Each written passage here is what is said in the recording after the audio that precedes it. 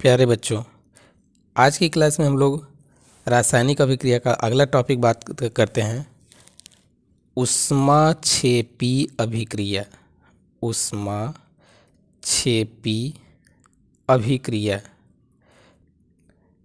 ठीक है। ऊष्माक्षेपी अभिक्रिया क्या होती है? ऐसी रासायनिक अभिक्रिया जिसमें अभिक्रिया के दौरान ऊष्मा मुक्त हो, मतलब अभिक्रिया कंप्लीट हो लेकिन वो ऊष्मा भी मुक्त करे, ऊष्मा भी निकले, मतलब वो अभिक्रिया गर्म होने लगे। उसको गर्म करने की ज़रूरत नहीं है, अभिक्रिया होगी और वो अपने आप गर्म होगी। तो ऐसी अभिक्रिया को हम नाम देते हैं ऊष्माक्षेपी अभिक्रिया, ठीक है। एक अच्छा उदाहरण दे रहे हैं, आप देखे होंगे जो रंगाई पोताई वाला आता है चूना, जब उसको पानी में डाल देते हैं, है ना, तो वो कुछ देर बाद देखेंगे उबलने लगता है ना, उबलने लगता है। आखिर ये सोचे हैं कि ये क्यों होता है? भाई किसी भी चीज़ पे पानी, आग जल रहा हो, पानी डालिए तो बुझ जाता है, लेकिन यहाँ उल्टा होता है। चूना है, उसको पानी डाल दीजिए, कुछ देर बाद देखेंगे अपने आप उबलने लगेगा, उसको गर्म करने की ज़रूरत नहीं है, वो अपने आप उबलने लगेगा। इसका मतलब क्या है कि यह अभिक्रिया जो है ऊष्माक्षेपी अभिक्रिया है। उसमें पानी डालने पे उसमें से ऊष्मा क्या होती है? मुक्त होती है। तो ऐसी अभिक्रिया जिसमें अभिक्रिया के दौरान क्या हो, ऊष्मा बाहर निकले, ऐसी अभिक्रिया को हम क्या कहते हैं? ऊष्माक्षेपी अभिक्रिया, ठीक है। जैसे ऊष्माक्षेपी अभिक्रिया का हम समीकरण कैसे देखें? समीकरण या एग्जाम्पल एक देखिए। बूझा चूना, इसको बोलते हैं कली चूना, कैल्शियम ऑक्साइड। ये पेंटिंग वाला चूना आता है, पत्थर की तरह होता है, चूना पत्थर भी बोलते हैं। क्या बोलते हैं? चूना पत्थर, या इसका रासायनिक नाम है कैल्शियम ऑक्साइड, ठीक है। जब इसको किसके साथ क्रिया करा दें? जल के साथ। तो ये जब जल के साथ क्रिया करता है तो ये बना लेता है कैल्शियम हाइड्रोक्साइड, ठीक है। अब प्लस ऊष्मा, ठीक है। कैल्शियम हाइड्रोक्साइड बनाएगा, प्लस क्या बना लेगा? ऊष्मा बनाएगा। यही ऊष्मा इतना ज़्यादा मुक्त होती है, ये क्या होता है? खौलने लगता है। अब ये जो बनता है कैल्शियम हाइड्रोक्साइड, इसका नाम है बूझा चूना। इसका नाम क्या है? बूझा चूना, ठीक है। तो जब कैल्शियम ऑक्साइड को जल से क्रिया कराते हैं तो कैल्शियम हाइड्रोक्साइड मतलब बूझा चूना बनता है और ऊष्मा मुक्त होती है। तो यह ऊष्मा जो मुक्त होती है, यही ऊष्मा मुक्त होने के कारण हम इसको कहेंगे यह अभिक्रिया कैसी अभिक्रिया है? ऊष्माक्षेपी अभिक्रिया है, ठीक है। एक दूसरा एग्जाम्पल लेते हैं ऊष्माक्षेपी अभिक्रिया का। मीथेन गैस क्या है? इसको बोलते हैं मीथेन गैस, ठीक है। इसका एक और नाम है मीथेन गैस का, इसी को हम मार्स गैस भी कहते हैं। मार्स गैस, मार्स मतलब जानते हैं? मार्स मतलब होता है दलदल, सड़े गले पदार्थ। जहाँ भी कोई भी पदार्थ सड़ गल रहा हो तो वहाँ पे जो गैस निकलती है वो मीथेन गैस होती है। क्योंकि यह सड़े गले दलदली स्थानों से प्राप्त होता है, इसीलिए इसका नाम है मार्स गैस। पूछा जाता है कौन सी गैस को मार्स गैस कहते हैं, या मीथेन को मार्स गैस क्यों कहते हैं? तो कहेंगे यह सड़े गले पदार्थों से, दलदली जगहों से निकलती है, इसलिए इसे हम मार्स गैस की भी कहते हैं, ठीक है। तो मीथेन को मार्स गैस भी कहते हैं। जब मीथेन को हम क्या करें? कार्बन डाइऑक्साइड, कार्बन डाइऑक्साइड का सूत्र CO2 का, एक मिनट, कार्बन डाइऑक्साइड नहीं, मीथेन का हम दहन करा दें, मतलब दहन कराने के लिए क्या करेंगे? ऑक्सीजन लेंगे। कोई भी चीज़ जब जलाया जाता है तो उसको ऑक्सीजन की उपस्थिति में जलाया जाता है, तो इसको हम क्या कहते हैं? दहन। मतलब जब मीथेन का दहन कराया जाए, ठीक है, तो ये बनाता है कार्बन डाइऑक्साइड और जल। कोई भी पदार्थ आप जलाएंगे ना, जैसे कागज़ हुआ, लकड़ी हुआ, कोयला हुआ, तो कोई भी चीज़ जलाएंगे जो कार्बनिक पदार्थ अगर है तो कार्बन डाइऑक्साइड जल बनाएगा प्लस ऊष्मा बनाता है। कागज़ को देखिए, जलाते हैं ना तो धुआं निकलता है, कार्बन डाइऑक्साइड, वाष्प निकलता है, जल और ऊष्मा मुक्त होती है, ठीक है। तो यह कैसी अभिक्रिया हो गई? ऊष्मा मुक्त हुई, इसीलिए इसका नाम हो गया ऊष्माक्षेपी अभिक्रिया, ठीक। फिर से देखिए, मीथेन को ऑक्सीजन की उपस्थिति में दहन कराने पर क्या बनता है? कार्बन डाइऑक्साइड, जल और ऊष्मा बनती है। इसलिए यह एक ऊष्माक्षेपीय अभिक्रिया है। ठीक है, तीसरा एक एग्जाम्पल देखते हैं ऊष्माक्षेपीय अभिक्रिया का। ये बहुत ही यूनिक उदाहरण है। आप श्वसन नाम सुने हैं?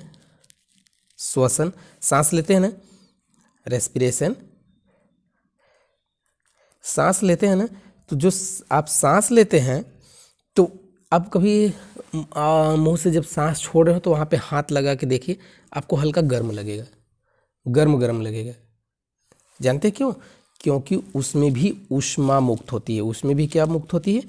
ऊष्मा। और श्वसन कैसी अभिक्रिया है? ऊष्माक्षेपी अभिक्रिया है, इसीलिए उसमें ऊष्मा रहती है। अब कैसे? देखिए, ऊष्माक्षेपी अभिक्रिया का श्वसन कैसे उदाहरण हुआ। श्वसन का एक समीकरण है, आपको याद होगा, यह प्रकाश संश्लेषण की तरह समीकरण होता है, लेकिन थोड़ा उल्टा होता है। जो उसमें बनता है उसमें ये यूज होता है। देखिए, ग्लूकोज सूत्र क्या है? C6H12O6। आप खाना खाते हैं तो खाना खाने के बाद पाचन किस रूप में होता है? ग्लूकोज के रूप में होता है। ठीक है, जब ग्लूकोज का हम इन्वायरमेंट से ऑक्सीजन लेते हैं, है ना, तो वो ऑक्सीजन किस लिए लेते हैं? इसी ग्लूकोज को जलाने के लिए, मतलब दहन कराने के लिए। तो 6O2, ठीक है, ये हो गया ग्लूकोज। ग्लूकोज का ऑक्सीजन की उपस्थिति में ये क्या है? ऑक्सीजन। ऑक्सीजन की उपस्थिति में जब दहन कराते हैं तो ये देखिए कार्बनिक यौगिक है, तो क्या बनाएगा? कार्बन डाइऑक्साइड और जल बनाता है। ठीक है, H2O, यहाँ O, तो ये 6CO2 बनाता है। अब देखिए, कार्बन डाइऑक्साइड बनाया, जल बनाया, प्लस इसमें ऊष्मा बनती है। ये ऊष्मा यहाँ पे ऊर्जा के रूप में मुक्त होती है, और वह ऊर्जा आप देखेंगे तो ATP के रूप में होती है। ठीक है, तो अब यह ऊर्जा कहिए या ऊष्मा कहिए या ATP के रूप में ऊर्जा कहिए, यही ATP के रूप में ऊर्जा जब जो मुक्त होती है, तो इसी का हम यूज करके जैव रासायनिक क्रियाओं का क्रियान्वयन करते हैं, है ना। कोई भी काम करते हैं, पढ़ते लिखते हैं, चलना फिरना, उठना बैठना, इसके लिए ऊर्जा की ज़रूरत होती है ना। वह ऊर्जा कहाँ से मिलती है? भोजन से। तो यही भोजन जब ऑक्सीजन की उपस्थिति में दहन होता है, जलता है, तो कार्बन डाइऑक्साइड बनाता है, जल बनाता है, प्लस ऊर्जा बनाता है। तो यह ऊर्जा मुक्त किया, इसीलिए यह भी कैसी अभिक्रिया हो गई? ऊष्माक्षेपी अभिक्रिया हो गई। कैसी अभिक्रिया हो गई? ऊष्माक्षेपी अभिक्रिया। ठीक है, तो उदाहरण समझ में आया ऊष्माक्षेपी अभिक्रिया का? ठीक है, अब हम बात करेंगे एक नया टॉपिक का, ऊष्माशोषी अभिक्रिया। कैसी अभिक्रिया? ऊष्माशोषी अभिक्रिया। अभी हमने पढ़ा ऊष्माक्षेपी अभिक्रिया, अब पढ़ेंगे ऊष्माशोषी अभिक्रिया। ऊष्मा, जैसे कि ऊष्माक्षेपी अभिक्रिया में क्या होती है? वैसी अभिक्रिया जिसमें ऊष्मा मुक्त होती है ना, तो कहेंगे ऊष्माक्षेपी अभिक्रिया। लेकिन ऐसी अभिक्रिया जिसको कराने के लिए ऊष्मा की जरूरत पड़े, बिना ऊष्मा के वो कार्य न करे, तो उसे हम कहेंगे ऊष्माशोषी अभिक्रिया। ठीक है, उसको क्या कहेंगे? ऊष्माशोषी अभिक्रिया। वह अभिक्रिया जिसको पूर्ण होने के लिए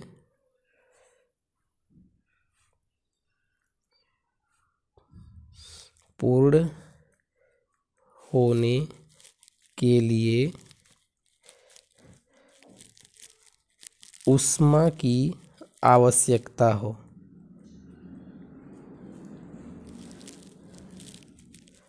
उसे क्या कहेंगे? ऊष्माशोषी अभिक्रिया कहते हैं। ठीक है, तो ऊष्माशोषी अभिक्रिया का एक उदाहरण देखते हैं। इसमें कैसे समीकरण, कौन सा समीकरण आएगा उष्मा शोषी के लिए? अभी पीछे हमने एक समीकरण पढ़ाया था, देखिए कैल्शियम कार्बोनेट CaCO3, ये चूना पत्थर है, ठीक है। यह अभिक्रिया अपने आप उत्पाद में नहीं कन्वर्ट होगी, ये उत्पाद नहीं बनाएगी, लेकिन इसको जैसे ही क्या दे दें, ऊष्मा, ये क्या है, कैल्शियम कार्बोनेट, ठीक है, कैल्शियम कार्बोनेट, ये अपने आप उत्पाद में नहीं बदल रहा है, लेकिन जैसे ही आपने ऊष्मा दिया तो ये क्या करता है, कैल्शियम कार्बोनेट टूट जाता है और बना लेता है कैल्शियम ऑक्साइड और कार्बन डाइऑक्साइड। देखिए कैल्शियम ऑक्साइड और कार्बन डाइऑक्साइड दो में टूट गया। अब ये क्या हो गया, उत्पाद। ये कब बना, जब ऊष्मा ये सोखा तब, मतलब ऊष्मा जब इसको देंगे तब ये अभिक्रिया बनेगी। इसका मतलब यह एक ऊष्मा शोषी अभिक्रिया है, जब तक इसको ऊष्मा नहीं देंगे तब तक क्रिया नहीं होगी, ठीक है। एक और उदाहरण देखते हैं ऊष्मा शोषी अभिक्रिया का, दूसरा एक एग्जाम्पल ऊष्मा शोषी अभिक्रिया का, लेड नाइट्रेट। लेड को किससे लिखते हैं, Pb हो गया, लेड नाइट्रेट, ठीक है, NO3 का ट्वाइस, ये हो गया लेड नाइट्रेट। लेड नाइट्रेट को जैसे ही हम ऊष्मा देंगे, बताए थे ना कि त्रिभुज लिख देते हैं, ऊष्मा देने के लिए त्रिभुज बना देते हैं, इसको डेल्टा पढ़ते हैं, ऊष्मा दे देते हैं, जैसे ही ऊष्मा देंगे तो ये टूट जाएगा, क्या बनाता है, lead oxide, PbO, lead oxide बनाता है, प्लस 4NO2, ठीक है, नाइट्रोजन डाइऑक्साइड बनाता है, प्लस O2, ऑक्सीजन बनाता है, ठीक है। अब देखिए ये कब हुआ, जब आपने ऊष्मा दिया तब, तो ऊष्मा ये जैसी अभिक्रिया सोखेगी तो उत्पाद बनेगा, तो मतलब यह भी अभिक्रिया कैसी अभिक्रिया हो गई, ऊष्मा शोषी अभिक्रिया हो गई। कैसी अभिक्रिया हो गई, ऊष्मा शोषी अभिक्रिया, ठीक है। तीसरा हम अभिक्रिया, नेक्स्ट अभिक्रिया जो बात करेंगे, विस्थापन अभिक्रिया, बहुत ही महत्वपूर्ण अभिक्रिया है। कौन सी अभिक्रिया, विस्थापन अभिक्रिया, ठीक है। विस्थापन, देखिए विस्थापन का मतलब होता है कि कोई एक यौगिक यहाँ पे बैठा हुआ है, दूसरा यौगिक आए और इसको यहाँ से हटा दे और खुद अपने बैठ जाए, तब हमने कहेंगे, मान लो ये A है ये B है, तो कहेंगे A ने B को क्या किया है, प्रतिस्थापित कर दिया। जैसे एक हम उदाहरण ले रहे हैं, AB कोई यौगिक है, इसमें हमने C से क्रिया कराया, C क्या किया कि ये मजबूत है, यहाँ से B को आके हटा दिया, B को यहाँ से क्या किया, हटा दिया, C खुद जुड़ जाता है, तो अब बन गया AC और यहाँ पे B बाहर निकल गया, तो C ने B को क्या किया, हटा दिया और खुद बैठ गया। इसका मतलब कि C ने B को प्रतिस्थापित कर दिया, ठीक है। तो यही अभिक्रिया में होता है कि एक यौगिक जो मजबूत होता है वो अपने से कमज़ोर वाले क्रियात्मक समूह को वहाँ से हटा देता है और खुद जुड़ जाता है, मतलब प्रतिस्थापित करके अपने जुड़ जाता है, और इस प्रकार की अभिक्रिया को हम नाम देते हैं प्रतिस्थापन अभिक्रिया, ठीक है। तो प्रतिस्थापन अभिक्रिया में क्या कहेंगे कि जब किसी रासायनिक अभिक्रिया में मजबूत क्रियात्मक समूह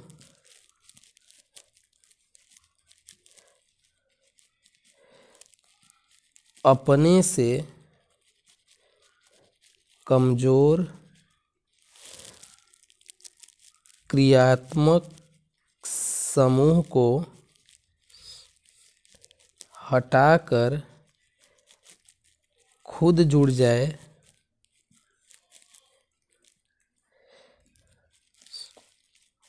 तो इसे प्रतिस्थापन अभिक्रिया, प्रतिस्थापन को बोलते हैं सब्स्टिट्यूशन रिएक्शन, ठीक है।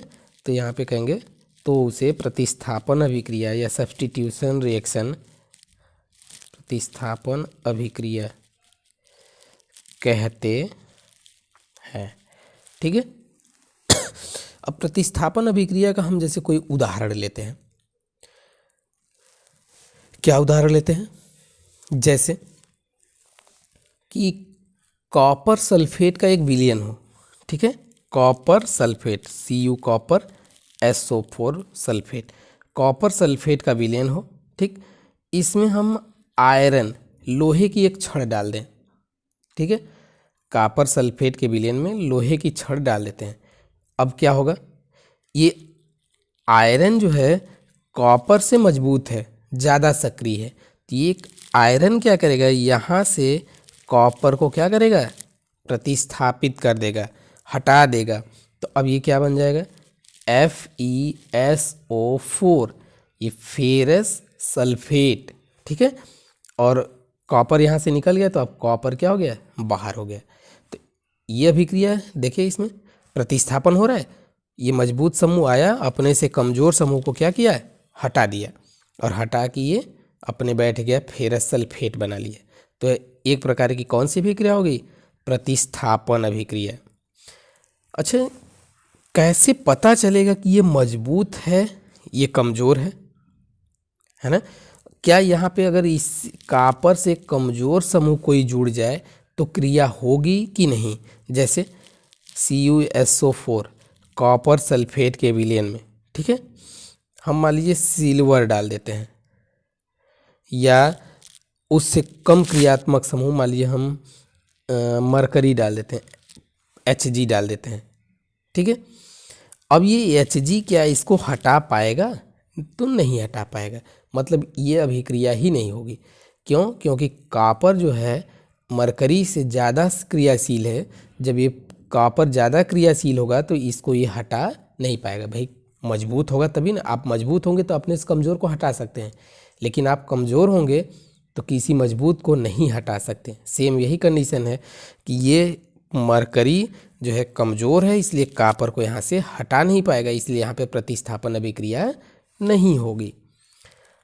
अब कैसे पता कि कौन मजबूत है और कौन कमज़ोर है, ये दिमाग में आ रहा होगा, है ना। तो एक दिन हम ये टॉपिक को क्लियर कर देंगे। अभी बस थोड़ा सा बात करते हैं। एक श्रेणी होती है जिसको हम नाम देते हैं सक्रियता श्रेणी। क्या बोलते हैं, सक्रियता श्रेणी, एक्टिवनेस सीरीज। उसमें क्या होता है कि इस सक्रियता श्रेणी में ऊपर से नीचे की ओर यौगिक तत्वों को लिखा गया है, और जो सबसे सक्रिय हैं उनको ऊपर लिखा गया है, और जो कम सक्रिय हैं वो क्रम से ऐसे ऐसे नीचे लिखते चले गए हैं।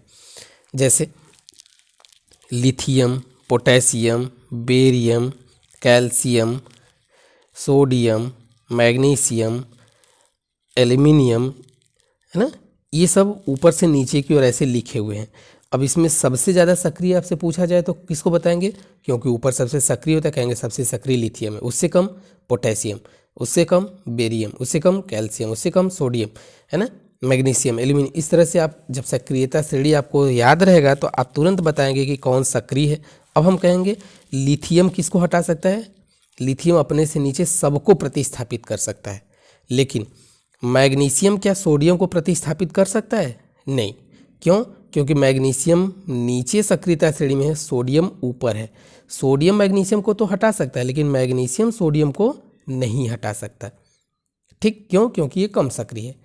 इसी तरह अभी जो हम ऊपर समीकरण में बात किए हैं, इस समीकरण में जो बात की है, तो सक्रियता श्रेणी में जो कॉपर है ऊपर है और मरकरी जो है वो नीचे है, तो ये तो इसको हटा सकता है, लेकिन ये इसको नहीं हटा सकता, ठीक है। तो यही सक्रियता श्रेणी है कि सक्रियता श्रेणी में जो ये नीचे होगा वो कम सक्रिय होगा, जो ऊपर होगा वो अधिक सक्रिय होगा, और ऊपर वाले हमेशा नीचे वाले को प्रतिस्थापित कर सकते हैं, ठीक है। तो अभी सक्रियता श्रेणी पे हम एक दिन आपको बातचीत करेंगे, किताब में है तो हम बातचीत कर लेंगे किसी दिन एक अलग से टॉपिक में, ठीक है। तो इस तरह से हम एक और कोई उदाहरण लेते हैं प्रतिस्थापन अभिक्रिया का। Copper sulphate CuSO4, copper sulphate के विलयन में जिंक यदि डाल दें तब क्या होगा। ये ऐसे ही क्वेश्चन पूछता है कि क्या होता है जब कॉपर सल्फेट के विलयन में जिंक डाल दिया जाए, क्या होता है जब कॉपर सल्फेट के विलयन में आयरन डाल दिया जाए, क्या होता है जब कॉपर सल्फेट के विलयन में मैग्नीशियम डाल दिया जाए, क्या होता है जब कॉपर सल्फेट के विलयन में लेड डाल दिया जाए। ठीक है, तो इस तरह से अभिक्रियाएं कई सारे समीकरण पूछते हैं। बस आपको ये ध्यान देना है कि वो सक्रिय होगा तो ये क्या करेगा, यहाँ से कॉपर को हटा देगा, सक्रिय नहीं होगा तो नहीं हटाएगा। मैक्सिमम एग्जाम में क्वेश्चन जो है सक्रिय तत्वों को लेकर ही पूछता है, मतलब वो प्रतिस्थापन होगा ही होगा। तो यहाँ पे कॉपर सल्फेट के विलयन में जब जिंक डाल दिया जाए तो क्या होगा, जिंक यहाँ से कॉपर को हटा देगा और खुद जुड़ जाएगा। तो अब देखिए क्या हो जाएगा, जिंक सल्फेट ZnSO4 बन जाएगा और कॉपर क्या हो जाएगा, बाहर आ जाएगा। ठीक है, इस तरह से यहाँ पे भी प्रतिस्थापन अभिक्रिया हो जा रही है। इसी तरह copper chloride CuCl2 copper chloride है। कॉपर क्लोराइड के विलयन में लेड डाल दिया जाए, ठीक है, तो लेड क्या करेगा, कॉपर को यहाँ से हटा देगा, तो क्या बन जाएगा, लेड क्लोराइड, है ना, PbCl2 लेड क्लोराइड और कॉपर प्रतिस्थापन हो गया। बात समझ में आई। तो इस तरह से हो जाता है प्रतिस्थापन अभिक्रिया। प्रतिस्थापन अभिक्रिया का ही एक दूसरा रूप है, सेम वही अभिक्रिया है लेकिन यहाँ पे एक बस नाम बदल गया है, द्विविस्थापन। द्विविस्थापन, वहाँ पे विस्थापन था, यहाँ पे द्विविस्थापन। नाम से क्या लग रहा है, द्वि मतलब दो बार, दो जगह विस्थापन, है ना, दो बार या दो जगह विस्थापन हो। अभी इसमें क्या था, इस समीकरण में देखिए लेड केवल कॉपर को विस्थापित कर रहा था, एक बार विस्थापन है ना, लेकिन अगर द्विविस्थापन की बात हो रही है मतलब दो बार विस्थापन होगा या दो तत्वों का विस्थापन होगा, है कि नहीं। तो इस तरह से हो जाएगा द्विविस्थापन। जैसे हम एक एग्जांपल लेते हैं, sodium sulphate Na2SO4, sodium sulphate, इसकी क्रिया हम किससे करा दें, बेरियम क्लोराइड BaCl2 से। सोडियम सल्फेट और बेरियम क्लोराइड जब इन दोनों की आपस में क्रिया कराते हैं तो जब क्रिया के दौरान क्या होता है कि बेरियम जो है यहाँ से सोडियम को प्रतिस्थापित कर देता है। ठीक है, बेरियम सोडियम को प्रतिस्थापित कर देता है, तो बेरियम जैसे ही यहाँ पे आके जुड़ेगा तो क्या हो जाएगा, बेरियम सल्फेट, है ना। अब देखो यहाँ सोडियम हटा तो सोडियम की जगह बेरियम जुड़ा तो बेरियम सल्फेट हो जाएगा। अब ये सोडियम यहाँ से आके इसकी जगह पे जुड़ जाएगा, मतलब एक विस्थापन यहाँ पे हुआ और एक विस्थापन यहाँ पे हुआ, दो जगह विस्थापन हुआ। तो अब इसका नाम क्या हो जाएगा, द्विविस्थापन। ये बनेगा क्या, Na2SO4 की जगह पे बन जाएगा BaSO4, बेरियम सल्फेट बन जाएगा, और यहाँ पे सोडियम और क्लोराइड जुड़ के NaCl, सोडियम क्लोराइड बना देंगे, बेरियम सल्फेट बना देंगे। ठीक है, तो यहाँ पे दो बार विस्थापन हुआ, दो जगह पे विस्थापन हुआ, इसलिए इसको नाम हो गया द्विविस्थापन। है विस्थापन ही लेकिन दो जगह विस्थापन है या दो बार विस्थापन है, इसलिए इसे द्विविस्थापन कहते हैं। क्लियर है। ओके, आज के लिए इतना ही।